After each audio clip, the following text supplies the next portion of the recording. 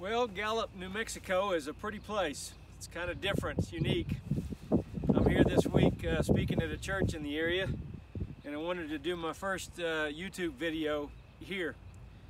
And I want to tell you one of the stories of what happened that got me started in spiritual warfare and the study of that.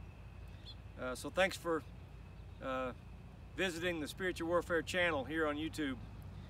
Tell a friend about it if you like what you hear and see today, and we'll spread the word about ways we can make a difference in the world around us. But I was at BurgerKing one morning studying my Bible, and a guy walked in that wasn't from the area. In fact, I live in Longview, Texas, and he was from California.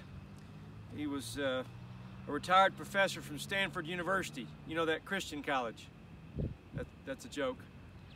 And his brother lived in Longview, and he came in visiting his brother for the weekend and came to BurgerKing and saw me reading my Bible. And he came up to me and he said, "Son, where do you preach?" I guess only preachers read their Bible, right? But I said, "Well, sir, I'm not a minister. I'm just a business guy." And he sits down in the booth with me, uninvited, which is okay, but weird. And he started saying some strange things about the Bible. I had just been reading in 1 Corinthians 12 and 1 John 4 that says, if a man can't say Jesus is Lord, then he has a spirit other than the Holy Spirit. And something in my head said, test that idea on this man. Test that biblical verse. So I looked up at him and I said, "Dr. Smith, is Jesus Lord?" This 75-year-old man got so angry at this question, he jumped up out of the booth and started pacing back and forth like a caged lion, screaming at the top of his lungs, "No, who is Jesus? I don't know who that is. I'm wasting my time talking to you." The BurgerKing workers were like this. You know, the drive-thru's backing up, and I looked up at him and I said, "Sir, I want you to know that I'm going to pray for you that someday you can know that Jesus is Lord." That really made him mad.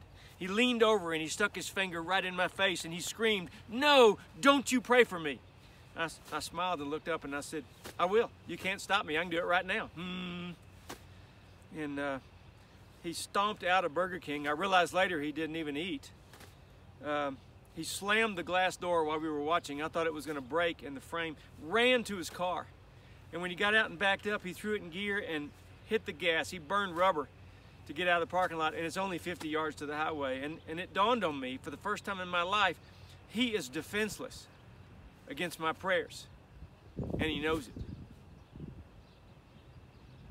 And so I said then, someday I want to write a book on spiritual warfare, because let me tell you, prayer is way more powerful than we've given it credit, and it's an evangelistic tool, and we can make a difference in the world if we realize the power that we have as children of God to pray for the people around us.